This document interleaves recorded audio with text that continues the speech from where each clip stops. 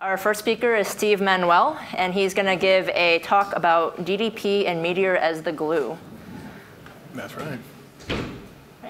All right, so as Ella said, we use Meteor and DDP to kind of tie together a distributed architecture. We have a platform that is meant to track, analyze, measure, and appraise digital audiences in real time. So that means wherever you influence people online, your Facebook, Twitter, your website or blog, email lists, wherever people are consuming your content, we want to measure what that influence is worth in a dollar value and provide that data to you in real time so you can take action on it and then potentially monetize that audience influence in a number of ways.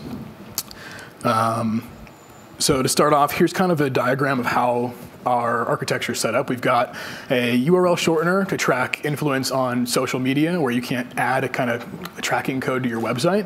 And that's a Node application, non-Meteor, just plain Node. There's on-site analytics. That is a Node app as well. It's just handling requests and measuring traffic on your owned properties like websites and blogs.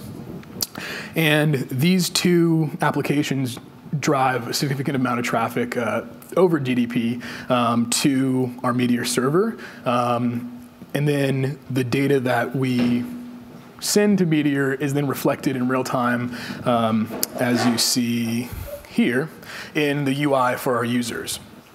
So using DDP is kind of a connection module between multiple applications is really great, and it's very simple. As you can see here, this is all it takes to get something actually sent to Meteor from another application.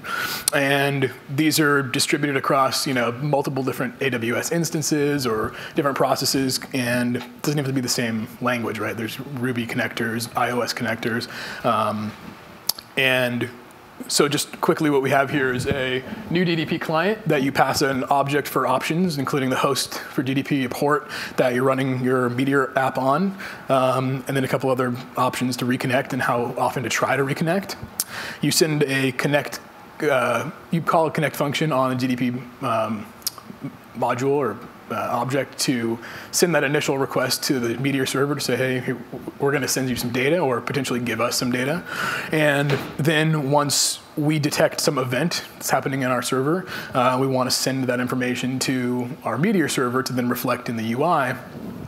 We hit ddp-client.call, which is similar to like your Meteor method call, and pass some parameters, and it has a function callback that tells you if there's errors, or you can tell what the result that you send back from your Meteor server to your distributed applications is. So I know that was quick, but that's kind of how we use Meteor to tie in a bunch of different applications and bring a bunch of data together in real time for our users. Thank you very much.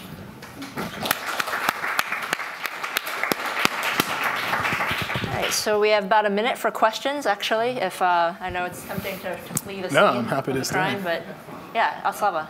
Did you use some message queue like to drive your workers, Node.js processes to collect data? I'm just interested how like user section can affect the actions of your workers. Could you repeat the question? Yeah, could you repeat the question? Sorry. You're talking about like a layer before it hits Meteor to kind of. I guess like it doesn't really matter about message queue. Can user like affect the actions of workers of your Node.js processes? Do you use the same Meteor app to communicate it back? So the question was just, do our users use the Meteor app to communicate back to those other distributed applications? The answer is no. So, well, partially no.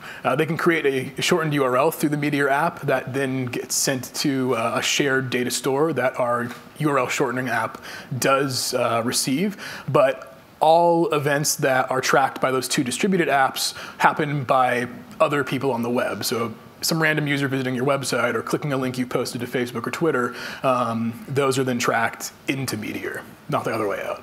Yeah. Thanks very much. Thank you.